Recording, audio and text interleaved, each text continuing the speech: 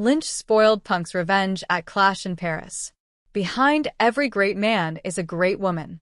Behind Seth Rollins is the man Becky Lynch.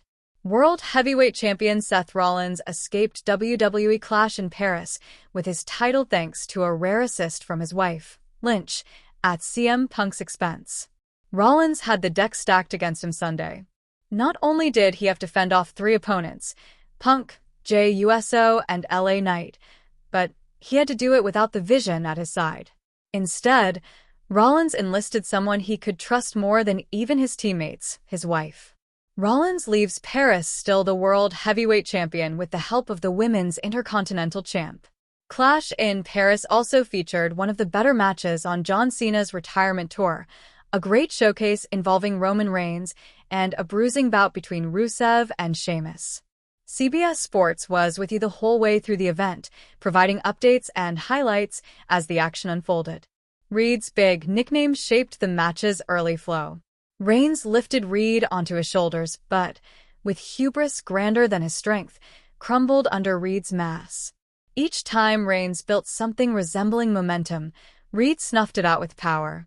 WWE fans were firmly with Reigns as he fought from behind. The Parisian crowd, riled up by Reigns' encouragement and Reed's provocation, shouted more expletives at Reed than the Netflix censors could keep up with. Reigns eventually executed sustained defense after an extended beatdown.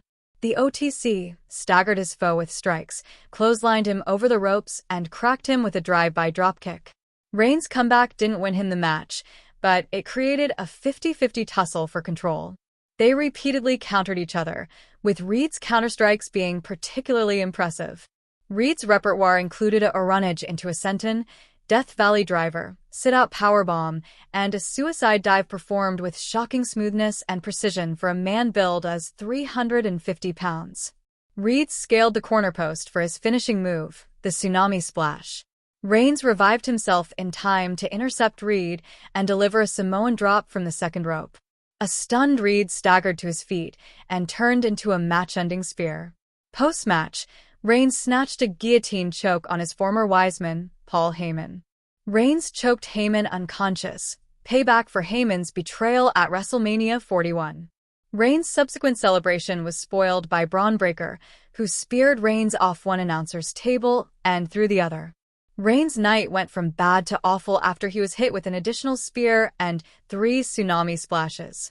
Jey Uso tried to save Reigns but failed. WWE Medical had to stretcher Reigns out of the arena.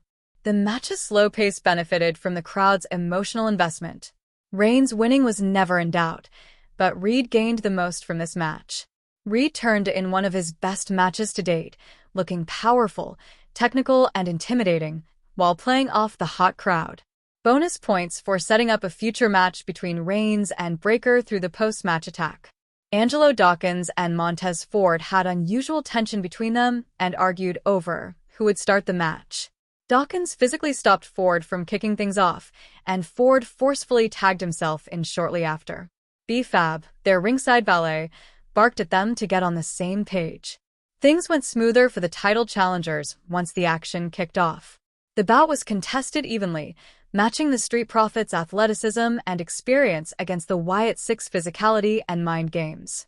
The Street Profits achieved the first near fall with a doomsday blockbuster.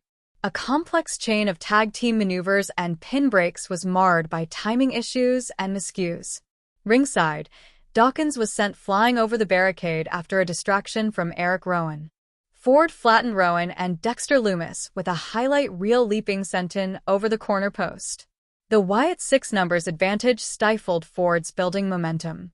Nikki Cross snatched Ford's ankle from under the ring, leaving him vulnerable to Uncle Howdy's finisher, Sister Abigail.